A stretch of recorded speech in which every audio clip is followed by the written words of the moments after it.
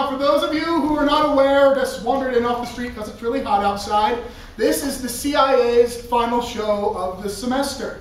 That stands for the Comedic Improvisational Alliance. We do improv. If anyone here isn't familiar with improv, never seen Whose Line Is It Anyway, we basically make up everything as we go. My name's Michael. I will be the ref for this show. Now, this show is not entirely on our heads. You guys have a part to play too. A big part of improvisation is getting suggestions from the audience. So if you don't mind, we're going to go through a little practice round of that. From this side of the audience over here, can I get somebody's favorite color? Red. Green. Red. Good choice. Good choice. And from the middle section of the audience, favorite flavor of ice cream? Rocky Road. Rocky Road. Also good. And now from this slightly less populated side of the audience, let's get your favorite science fiction movie that's named Star Wars. Star Wars. Good. That took a little longer than it should have. Most of these suggestions don't require too much thought. They're usually not going to be that specific. That you can say pretty much whatever you want. Family-friendly show. But other than that, so this, as you may have seen, is our Wheel of Improv. And certain special members of the audience, if you volunteer, can come up and give us a spin to decide what games our teams are going to play. But first, you guys are going to need to meet our teams. So let's all get a round of applause or drum roll or whatever you want to do for our blue team!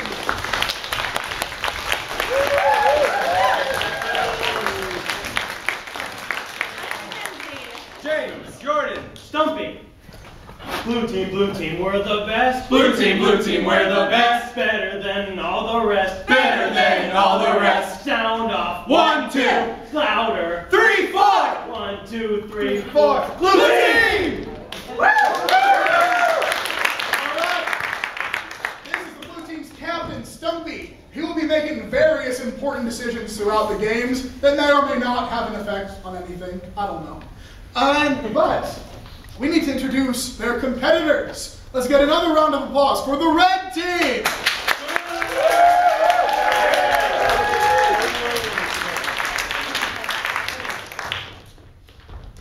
1, 2, 3, 4. This is our cheer! Yeah! Yeah! Yeah! Yeah! Cheer! Yeah! Cheer! Good job, guys. Good Witty job. banter!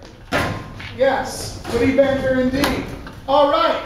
Now, I know you're all excited for the Wheel of Improv, but first, we have to decide which team is going to go first. So we need to have them play a competitive game that I like to call 9 out of 10. So, will the captains please stand up? All right.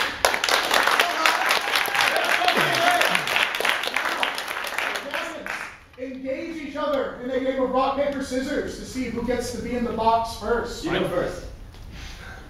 Rock, paper, scissors, shoot. How will you respond? I choose paper! I win! Good job! Yeah! Red team has the honor of being in the box. Now, for those who have not seen this game before, 9 out of 10 is where we decide that our players are experts in some field of study.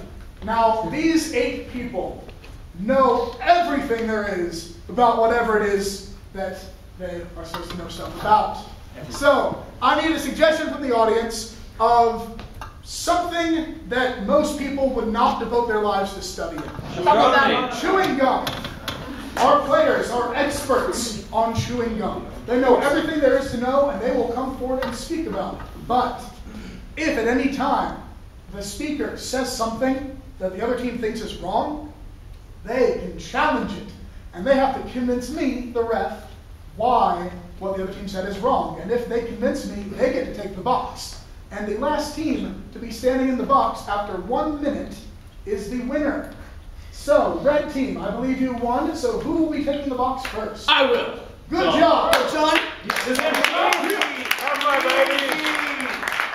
All right, so John and everyone is an expert on chewing gum. Players, are you ready? Yes! Yeah!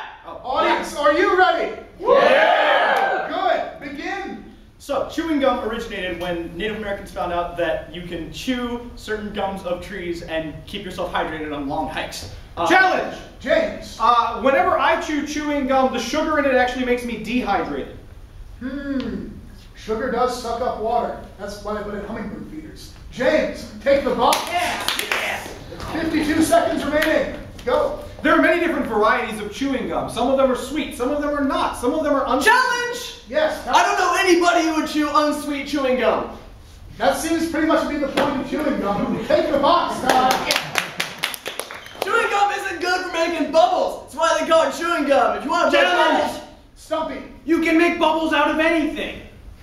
That is not true. I have never seen a concrete bubble. Time. You have 43 seconds left. Continue. so the best bubble gum for making bubbles is Bubblicious, because you can put like 6 packs of it in your mouth. Mackenzie. You can put 10 packs of that in your mouth, not 6. Maybe you can. Depends on the mouth.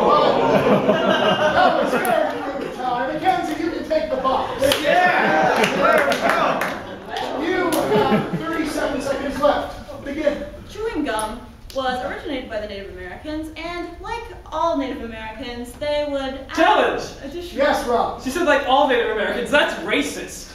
We don't know what she was going to say. It could have been something nice. Please continue, Mackenzie. Like all Native Americans, they were intelligent enough to find out what goes into what chewing gum is the best. Challenge! Yes, Al. I've never met a Native American who could diagnose exactly what was in a chewing gum. They just ate it because it was great. Neither have I.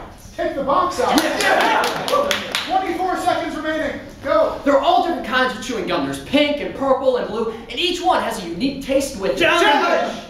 James. Not all chewing gums have a unique taste. In fact, a lot of them taste exactly the same. That's true. I cannot tell many gums apart. Take the box, James. You have 18 seconds left. Go. One of the worst chewing gums is zebra stripe gum. Challenge!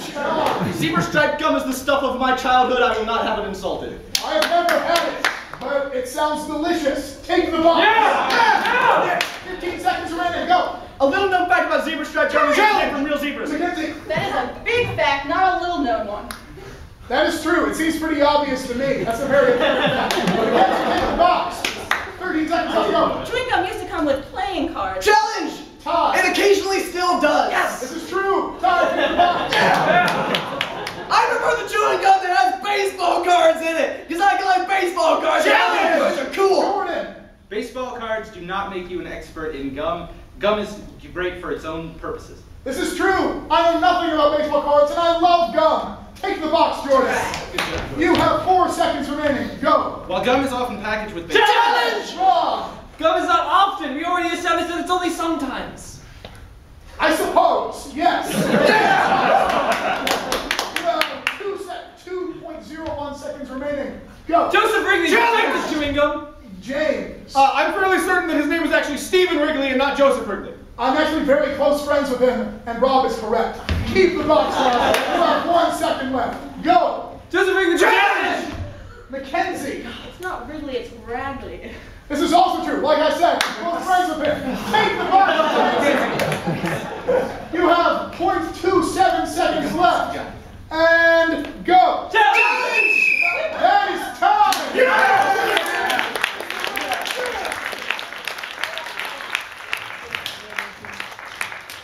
All right. If Blue manages to survive their chairs, then they will be playing the next game. However, it is time that we turned to our wheel of improv. And I'm going to need an audience volunteer. You, ma'am. Please come down to the wheel of improv.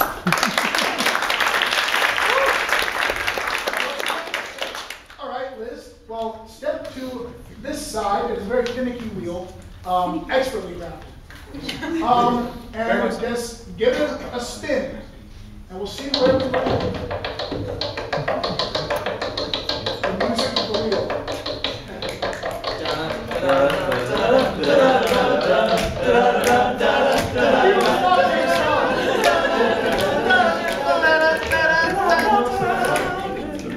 What could it be? Oh, it looks like the game is 4 rooms. All right, so that gives me both teams to step forward. Thank you for being our wheel spinner.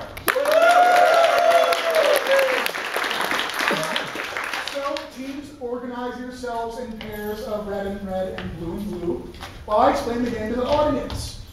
4 Rooms is a game involving all 8 of our players, where every pair is in a unique location. That is a location supplied by you, the audience. So, the first thing I need from you guys is a location that you would never find on a map. Basement. Basement. The first location is basement. Did someone say Chapel Hill? No, that's a place you would never want to find. Oh, yes, yes. Completely different. Different idea. Okay. So for our second suggestion, I need some place you have always wanted to go on vacation. Panic room. Cloud City. All right, Cloud City. I thought I was going to say clouds. For the third suggestion, someplace that you went often as a child. The zoo. I heard the zoo. And for our fourth and final suggestion, someplace you would never ever want to go. Chapel Disney Hill. World. Chapel Hill. Thank you.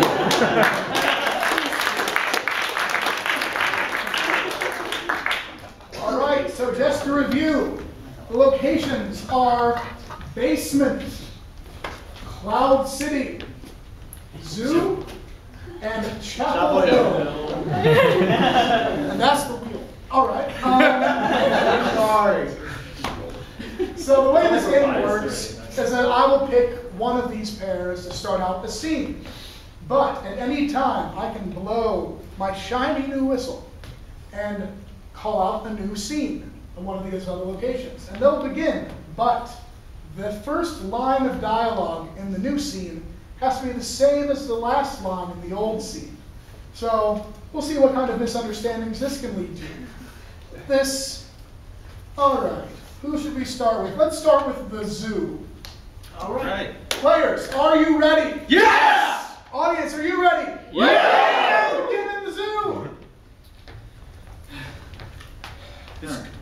I don't know, man. This hot dog stand, we haven't sold a single hot dog all day. And it's all your fault. No, it's not my fault. We're just not selling it right. Look, it's cotton hot dogs. We just need an animal that likes something sweet and something salty at the same time. Feed it. We need to find an elephant. An elephant. An elephant. African elephant or a European elephant? Something that'll eat this. Switch. Basement. Something that will eat this. Something that'll eat this. Nothing's gonna eat that. I mean, it's full of dust now. Well, I did the best I could, Mom. You should have cooked it in the basement under this faulty ceiling. Well, Mom, you're the one who told me my room was going to be in the basement from now on. Yes, but I never gave you permission to cook. These are my nice bowls. I was trying to do something nice for you and Dad, but you never loved me. Oh, honey. Oh. I'm going to stand over here and sulk, Mom. Cloud City. I'm going to stand over here and sulk, Mom. I'm gonna stand over here and sulk, Mom. Now, don't you give me that, Jimmy. You're gonna get your cloud homework done whether you like it or not. They hate me at Cloud School. They're all like Stay Puft Marshmallowy people. They're all like nice and white and fluffy, and I'm just all like skinny and kind of Polish. Listen, you know our cloud money isn't going to come by itself. You've got to go to cloud school. It's just evaporating out of everywhere. I can't hold on to money these days. You've got to support me. Cloud College is going to be even worse than Cloud High School. Oh God, what will I major in? Don't worry, cloud college is when things start getting better. Is it really when they really? Yeah. Mom, oh, thank you, Mom. Thank you. Oh, I love you. I love you. Now, only I can find your dad. Now, only I can find your dad. Chapel Hill. Only I can find your dad. Well, I mean, he came by the door to drop me off these muffins, but I really don't know where he went. Last time I saw him, he was in the kitchen working on the plumber, but he just disappeared. Everyone knows this is the haunted dorm. Gosh! It's not just the haunted dorm. It's a spooky haunted dorm of doom. Would you like a muffin? I would love a muffin. Basement, would you like a muffin? Would you like a muffin? Well, of course it doesn't made, right? Yeah. Then it better be delicious, right, Okay, great. How is that, yeah? It tastes like dust! Okay. It tastes like dust. Zoo. Tastes like dust. Who knew elephants would be so terrible tasting? Cloud City. Who knew elephants would be so terrible tasting? Oh, who knew elephants would be so terrible tasting? Cloud elephants, man. Until you finish Cloud College, that's all we're going to be able to afford. Or cloud elephants, like, they all well, they're actually all down there and just all like fluffy, and they just don't consist of a whole lot. Well, derive your nutrition from knowledge. It can sustain you. Knowledge Like is this. power. Knowledge is power. Chapel Hill. Knowledge is power. I can feel it. I can feel the calculus seeping into my skull. I probably should have not gone to this college. Yeah, we still haven't found my dad yet. Wait, Camden, look! He's in the textbook! He's there! We have to go after him! We have to go after him! That's time.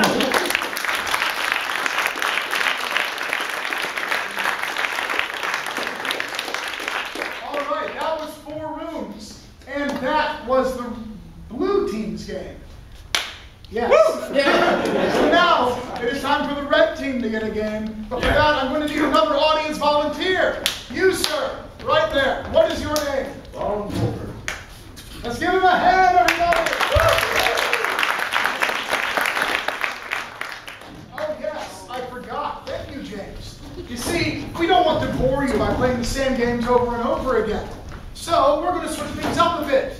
We have a couple of extra wedges. So your first job before spinning the wheel is to choose one of these.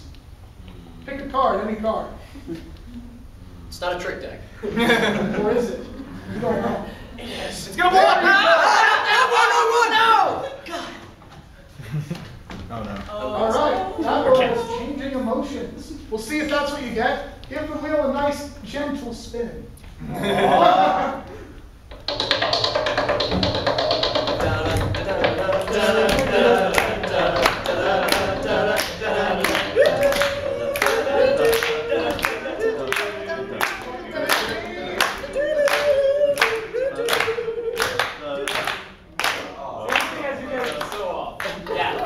And we get the game of story. It's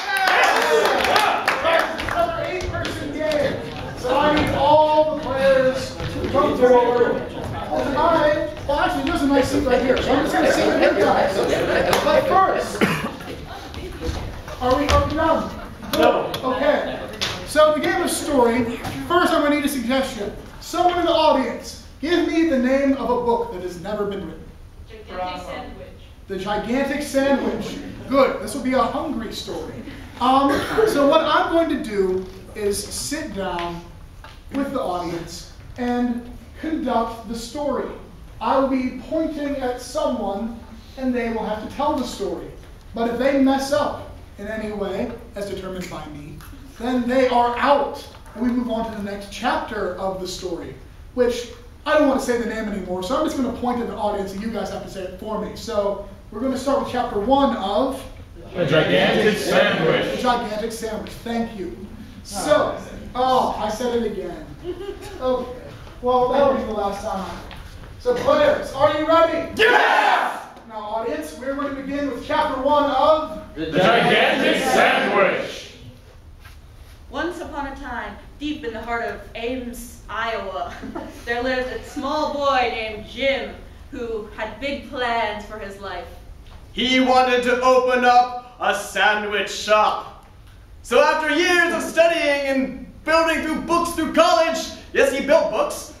He found that he could only survive in the economy if he built the world's biggest, most fantastic sandwiches. And so, he set out to the bank to get A loan for his new deposit. He thought about $5,000 to buy him one of those carts to go on the side of the road and just start him out. He would start with small, big sandwiches and slowly move up to big sandwiches. Unfortunately, as he was talking to his financial advisor said, "I'm sorry, Jim, but I don't have that kind of money to give you. This store is just too big. It's too big for a kid like you to handle. And he said, I will not give you the loan. So the little boy went out crying into the street. And he found that if he was going to make this sandwich shop, he would have to turn to crime. So he stole from many other street peddlers. While they weren't looking, he would take Their money out of their wallets, which were in their back pockets. And he knew with this crime spree he had about $3,000 to spend on tomatoes and lettuce and Cucumbers and monkeys. And rhinoceri. But he also knew with these ingredients that he would make the best sandwiches in the world. not only the best, but the biggest. And that was, Gigantic and huge and ginormous sandwiches. they were so big, and he was so small. He could hardly live. a single one of these sandwiches to Make people eat them. And they would eat them with their faces and their eyes and their Oh, nose. Stumpy kept going after moving away. He's out. Now, this isn't for somebody who done this, but when somebody's out, we go, he is Out of there! Say it with me, Stumpy is Out of there! See you later, Stumpy. So we are on to chapter 2 of The Gigantic Sandwich! Thank you, audience. You're welcome. Jim spent 3 years amassing his criminal wealth to build his sandwich shop. he had everything he needed to get started. He put out on this Saturday morning knowing That people would come because they loved sandwiches in Ames. Because People simply love tuna and roast beef and pastrami and salami and pepperoni. But he found he had made a grave mistake in the notices to the public. He accidentally told them that he was making the world's smallest sandwiches. Oh no! What was he going to do? People would come expecting small witches, and when they saw big sandwiches, They wouldn't know what to do with themselves. And so they didn't and ate. And ate, but they had to eat so many of these tiny sandwiches that they exploded into a million pieces. Oh, Mackenzie kept going after I pointed away. She was too excited about the explosions. Mackenzie is Out of there! All right, we're on to chapter 3 of The Gigantic Sandwich! So Jim decided that he was going to make a new flyer and a new event. And this event was going to be bigger and better than any other event that had ever happened before to celebrate the bigger and better sandwiches. the celebration was glorious with people coming from all Corners of the globe, they would buy his small and big sandwiches. And only when they were out of food would they be able to make bread again. Because when they were out of food, making bread was the most important thing. Rob tried to go on a scat solo. I did go on a scat solo. It's a Rob, condition. you can't do that in the story. Rob is Out of there! All right, we're on chapter 4 of The Gigantic Sandwich! So the robber kicked in the door and he busted in with his gun. And it turned out he was still in the process of making bread. So he had to... about 45 minutes before the sandwich was ready to come out of the oven and Be eaten by the robber who was apparently making a sandwich.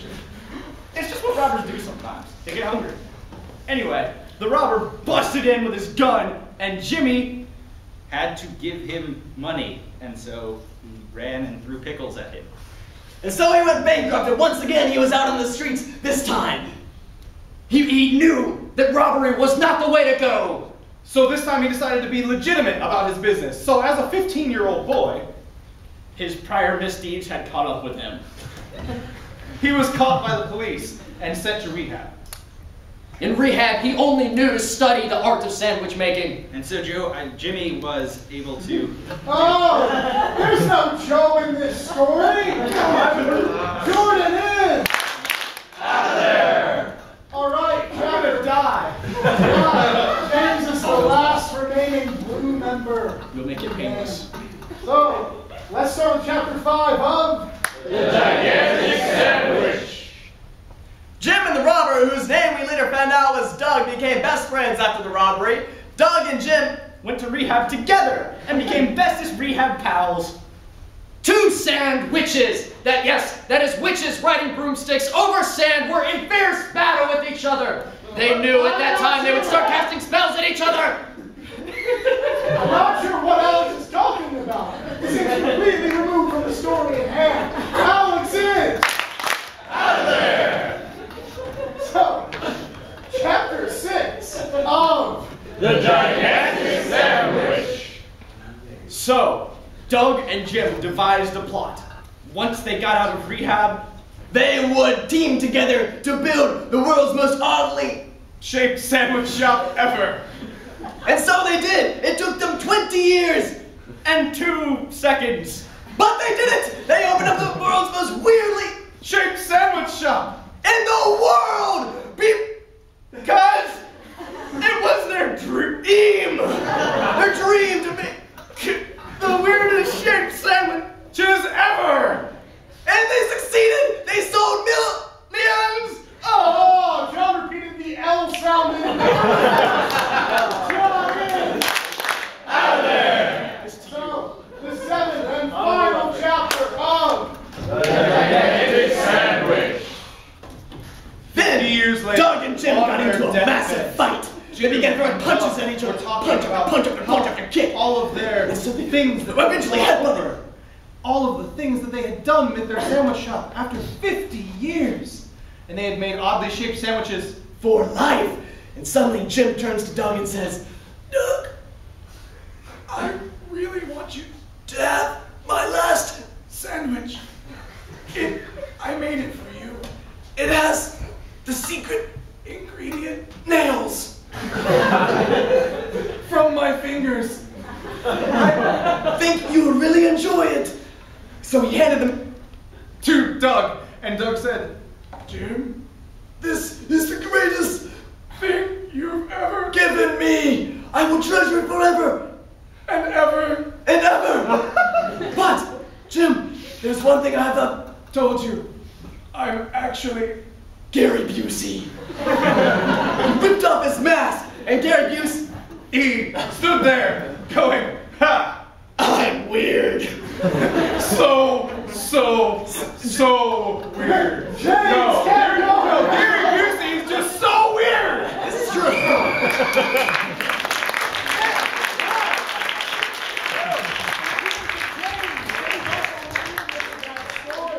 Making Ty the winner of story.